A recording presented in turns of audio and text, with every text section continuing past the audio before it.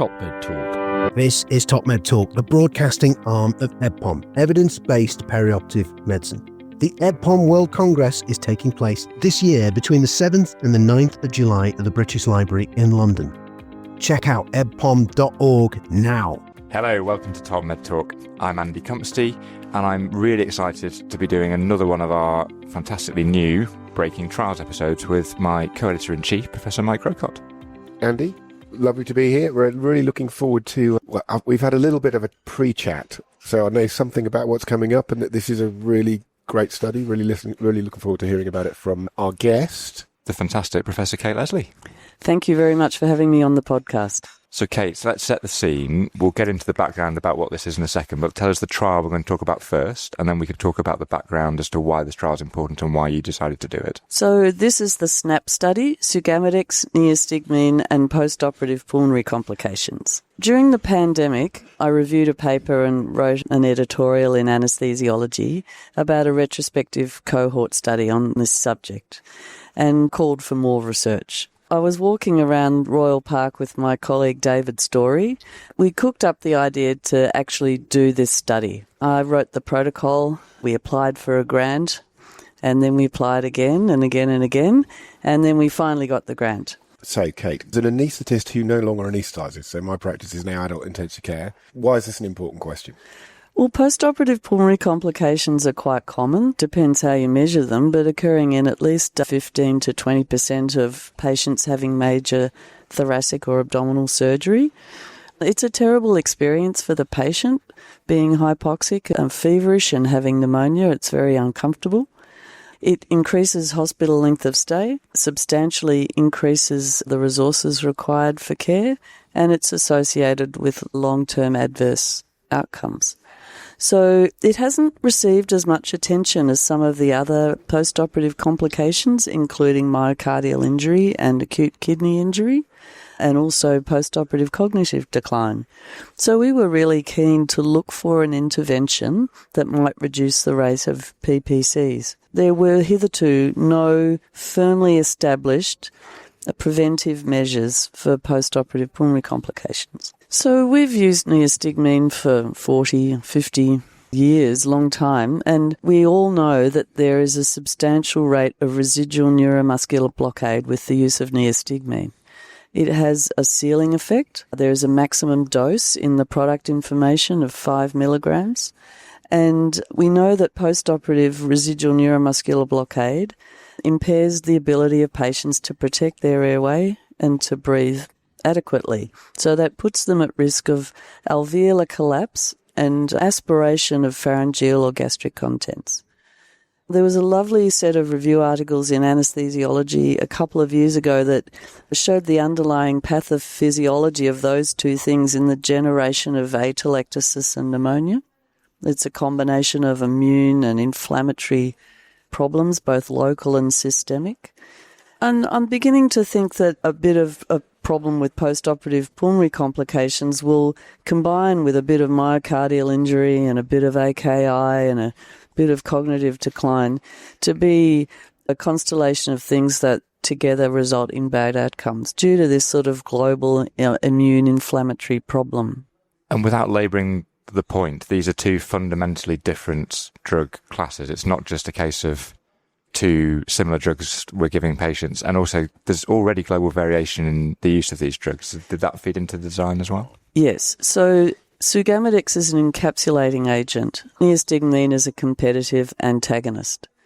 There's loads and loads of retrospective and prospective cohort studies and small randomized controlled trials, including our pilot trial, that suggest that neostigmine results in more post-op pulmonary complications than Sugammadex.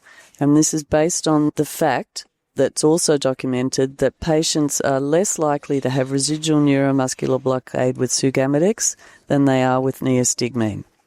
However, the rate of residual neuromuscular blockade in Sugammadex patients is not zero. It still occurs, and there's sort of an equipoise. In addition, Sugammadex has been associated with anaphylaxis, and there are some people who are concerned about that.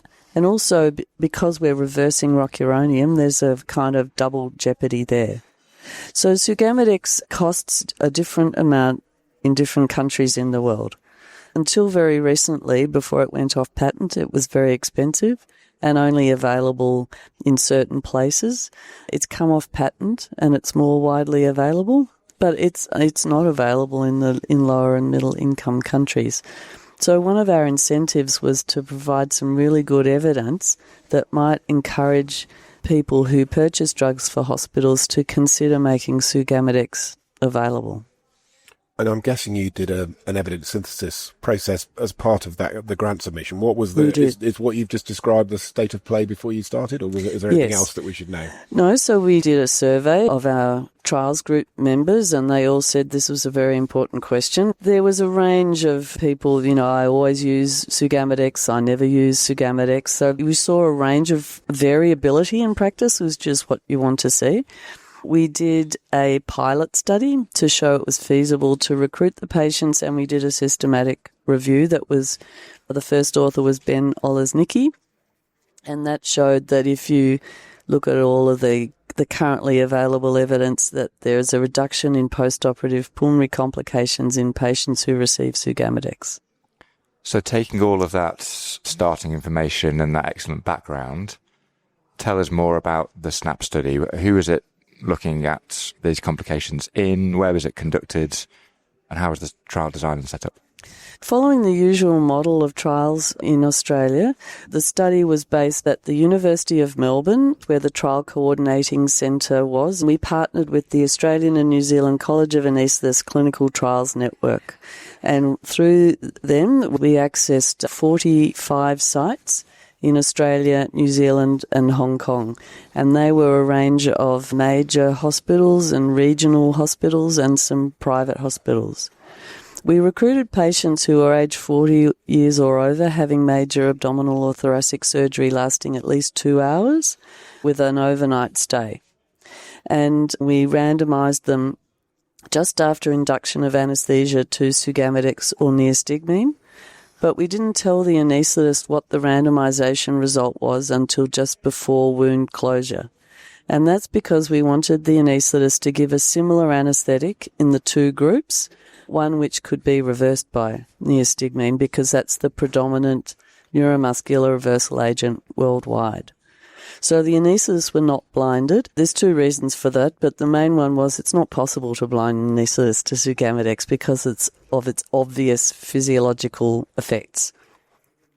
So the only things that the anaesthetists were asked to do was to give rocuronium or vecuronium and to reverse with the randomized intervention. They could give their anaesthetic and pre- and post-op care. That was entirely up to them. We gave them guidelines about how to conduct neuromuscular monitoring and asked them to follow local customs in relation to that.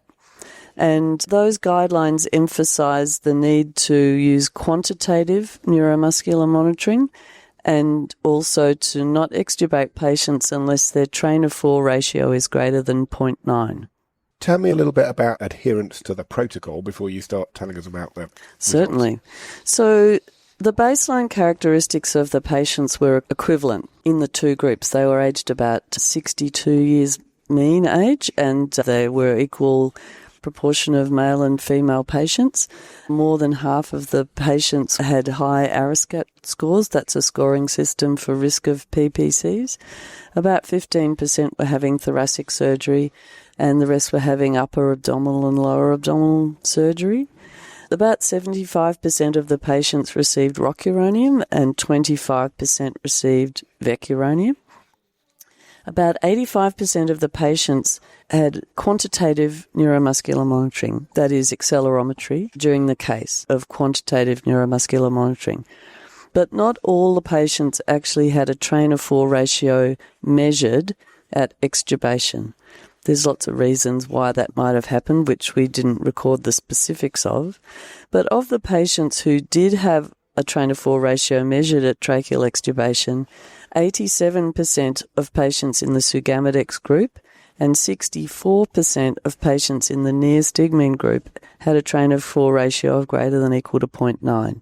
That is, Sugammadex is easier to use and more likely to produce adequate reversal of neuromuscular blockade than neostigmine. So at this point, we've got an efficacy signal that the drug is working, and one of the drugs appears to be working better than the other drug. Yes. Sugammadex. Yeah. Working better. Quite a striking signal too. I mean, that's a big difference, isn't it? Well, that's what our hypothesis was, that Sugammadex is more effective at reversing neuromuscular blockade. I use the word effective very precisely. In the real world, Sugammadex produces better results. And he was relating to the magnitude of the difference. Yes. It's a big difference, Yeah. but it's not a surprising difference. You asked about protocol violations. So very small number of patients received muscle relaxants other than rocuronium and vecuronium. It was only 7 patients.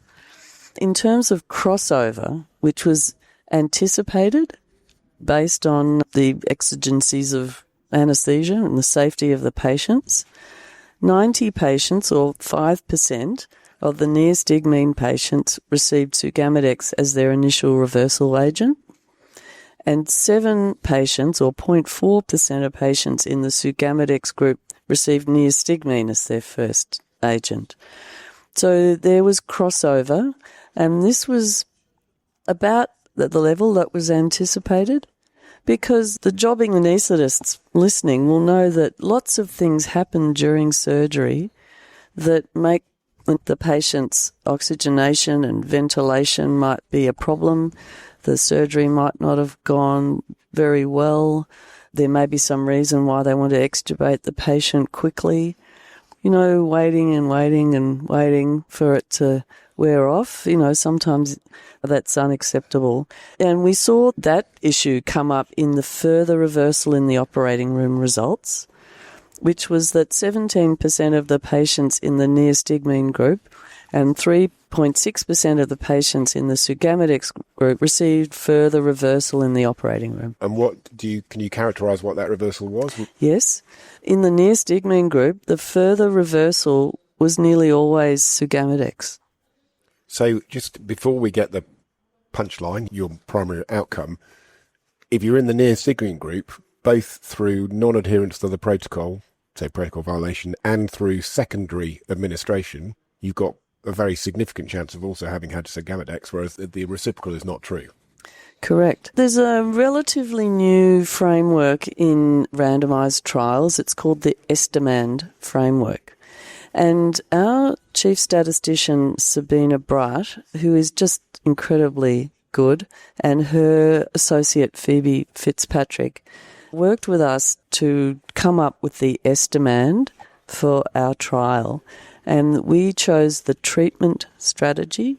And what that is that we want to know the effect of Sugammadex on the primary outcome regardless of intercurrent events. And intercurrent events include receiving the other drug as a rescue agent. And that is the purest form of kind of intention to treat analysis. So it is pure intention to treat. It is. The group that you are randomised to, you are analysed on, irrespective of if you got the other drug. Correct. And it also includes if you got neither drug.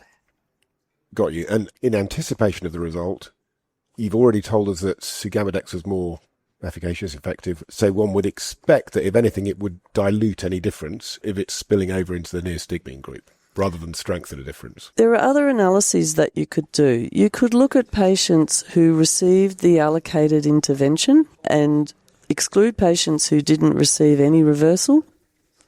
And you could look at that regardless of what happened afterwards. That's the purest sort of form of the alternative analysis. Or you could do another analysis where you divided it further and you only looked at patients who only received neostigmine or only received Sugammadex. So you're drilling down. Once you start doing that, it's a prospective cohort study because you've lost the power of randomization. And the point I think you're raising is that the patients who crossed over from neostigmine to Sugammadex are likely to be a high-risk group for PPCs, and that means that it will inflate the risk of PPCs in the Sugammadex group relative to the neostigmine group, and if there is a therapeutic effect, that will narrow it. Exactly. That's what your question was. Yeah. So it's just been marvellous working with the statisticians. I've learnt so much. We should move on to the results. We should. So the primary outcome was defined as postoperative pulmonary complications or death. We included death because it's a competing risk. We anticipated the rate of death to be very low, and it was low. It was only 0.1% up to hospital discharge. Postoperative pulmonary complications were defined using the STEP compact guideline, the STEP compact definition, and full disclosure, Mike Grocott was involved in that, and that's a combination of 4 diagnoses that are mechanistically linked to pulmonary aspiration and alveolar collapse. A lot of other primary outcomes include diagnoses like pneumothorax and pulmonary edema that are not as closely linked to the key issues So using that definition of postoperative pulmonary complications, the incidence of the primary outcome was 19.0% in the Sugammadex group and 21.5% in the Neostigmine group, and that was a risk ratio of 0.88 and a 95% confidence interval of 0.77 to 0.99998, which we have to report as 1.0, and the p-value was 0.049. So what that means in sort of easier to understand language is that the most likely result is that there's a 12% reduction in the risk of the primary outcome if you use Sugammadex, and the 95% confidence interval accommodates a 23% reduction, which was what we were kind of looking for in our sample size calculation, or a reduction that's virtually no difference. So we're saying worst case scenario, there's no difference between these two agents. Yes. But best case scenario, there's a 23% reduction with Sugammadex. I think that's an acceptable way to describe it. Yeah, but our best estimate is a 12% reduction. And Kate, you shared with us before the interview, this is obviously a composite. You always worry about different parts of the composite driving the outcome. Can you break that down for us? Certainly. So there were 331 events in the Sugammadex group and 377 in the Neostigmine group. And of those, 320 in Sugammadex and 370 in Neostigmine were atelectasis. So we didn't screen routinely for atelectasis for 2 reasons. One is we couldn't afford it, and it would have slowed recruitment dramatically if we'd done that. And the second is that if you screen everyone with chest imaging, everybody has atelectasis. So what we wanted to find out was the clinically important outcomes. So we relied on clinicians to order chest imaging. And what we showed was that there was 18.4% atelectasis in the Sugammadex group and 21.1% in the Neostigmine group, and the relative risk was 0.86. The confidence intervals were 0.76 to 0.99, and the p-value was 0.03. And I think you said those were radiographically assessed by a blinded radiologist? Yes. By a blinded radiologist. Now, pneumonia was uncommon in only 2% of the patients. There were no cases of ARDS, and pulmonary aspiration was very uncommon. But the direction of the effect was consistent across the elements of the primary outcome. This is an example of a primary outcome where the potential severity of the components varies widely from death to atelectasis. And it could be criticised for that. But we'd have looked at the severity of the atelectasis patients. In the STEP compact guideline, there's a severity rating, and a substantial number of the atelectasis patients had hypoxia. I don't have the stats in my head, but I'm really interested in what's a relatively high-risk group, including thoracic and upper GI surgery. You had no ARDS and very low levels of pneumonia. That suggests background care standards are very good to me. Thank you. We agree that that's the case. There's always a potential for a Hawthorne effect. That is that anaesthetists try harder when they're looking after patients in randomized trials than in other trials. But we also have an excellent healthcare system in Australia, New Zealand and Hong Kong. I guess the flip side of that is, was there any signs of harms or risk or adverse events that people should be aware of? There were allergic reactions reported as safety outcomes, but no differences between the groups, and there was no sign of anaphylaxis. All the safety outcomes were evenly distributed between the two groups. It's important to note that none of the long-term outcomes were different between the Sugammadex and Neostigmine groups. There was no difference in intensive care admission, hospital length of stay, quality of recovery, or quality of life at 3 months after surgery. So the exact long-term impact of having more atelectasis is uncertain. We're doing a 1-year follow-up study to maybe find out that question.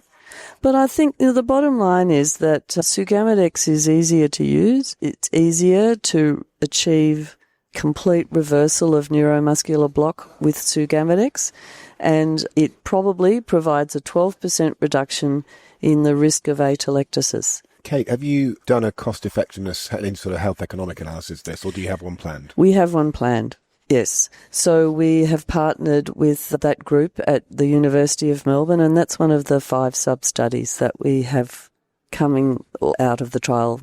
I'm going to put my editor-in-chief hat on. You're the primary author on this paper, so you must have gone through all this. Tell me about the strengths and limitations of your study. Well, the strength of the study is that it's a well-designed study from, we think, the premier trials group worldwide. We have adhered to all necessary standards, etc. The patients are from 3 countries, from a range of different hospitals. They are at high risk of postoperative pulmonary complications. We think that we can either say that the low number of crossovers is a strength, or that it's usually admitted as a limitation. It's also potentially a limitation that we didn't screen all of the patients with chest imaging. And we could say that it was a limitation that the anaesthetists didn't follow the international guidelines about neuromuscular monitoring to the letter. In fact, there was quite substantial lack of compliance with the guidelines. This is one of the most persistent problems in anaesthesia, if anyone's looking at this literature. Multiple implementation studies have tried to get anaesthetists to use this monitoring universally, and they've all been incompletely successful. And I think what this means is that this is a study of the use of Sugammadex in the real world. And can I ask you about generalisability and its potential limits? Because you're obviously international, multi-centre, all great, but relatively rich world anaesthesia context. Correct. When you think of it in that way, you would expect that Sugammadex will have more benefits in a situation where there's less monitoring and support. And I think, accepting the limitations you've just described and the many strengths you've just described, it's also worth putting this study into the wider perioperative context. But you've achieved a pragmatic, multi-centre, hypothesis-driven, randomized control trial to budget with pretty good adherence and ahead of time. So, what are the lessons from this study more broadly to the rest of our perioperative community? Because that's not always the case. The first thing is be observant. If you're involved in a multi-centre trial, watch the chief investigators and the statisticians and make notes, about the things that make trials go quickly and the things that hold them up. So you've got to be observant and reflective about these things. The second thing is that the pandemic helped because I had nothing else to do except to write the protocol. So I wrote the protocol. That was the first thing that happened, and it was approved by the steering committee, and it formed the basis of all the grant applications.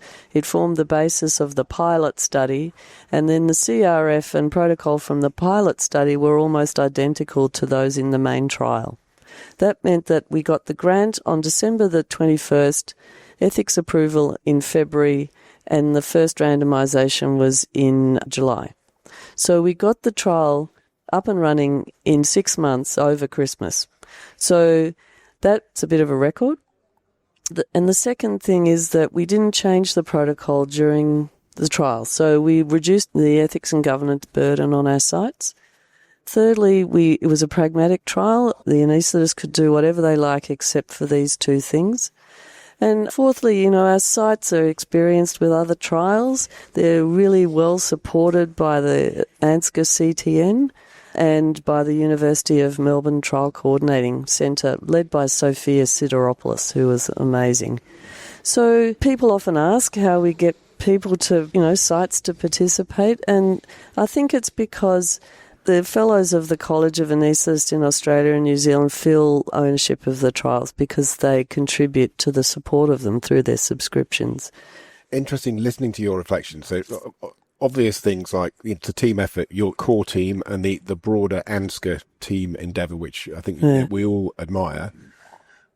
But the fact there were no protocol changes right through the whole process, grant applications and the two studies, the pilot and the main study, presumably relates to the fact you got it right first time. I wonder if that relates to the fact you were doing it during COVID. You actually could really concentrate, share with other people who could concentrate. So the intensity of effort that went into the preparation set you up for all the subsequent success. I think that's right. We had time to really have a very close look at the literature. And I set up the steering committee with my colleagues, and we went through the iterations of the protocol until everyone was happy. And then when we did the pilot study, it was great. We cut out about 25% of the data points out of the CRF because we realised, why do we need to know the dose of this and the whatever? It's a complete waste of time. We collect way too much data. And every time you add a data point, the trial coordinators have to collect it. You get missing data. So you need to be lean. It's got to be fun. You have to be grateful, And I feel it's one of the best experiences of my career, this study, I have to admit. Well, I think that's a fantastic finishing point to end on. So thank you for joining us here at Top Med Talk on the Breaking Trials, Kate, but also huge well done, and thank you for delivering this really impactful trial for the international perioperative community. Great pleasure. Thanks so much. Kate. You can hear this episode and all our other episodes on topmedtalk.com or on your podcaster of choice. You'll find us on social media. We're on all the main social media platforms, as you know. If you do find us on there, please do hit like, please hit subscribe. It really, really does help us. Huge thank you, as always, to our fantastic sponsors who keep us free and open access around the world. This year, that's BD Advanced Patient Monitoring and GE Healthcare. And thank you again for all joining us. Top Med Talk. Top Med Talk is the broadcasting arm of EBPOM, evidence-based perioperative medicine. Join clinicians from around the world at EBPOM World Congress 2026 between the 7th and the 9th of July at the British Library in London. 3 days of evidence-based perioperative medicine, global insights and expert debate, featuring speakers including Michael Marmot and Ken Rockwood. Go now to ebpom.org. That's ebpom.org.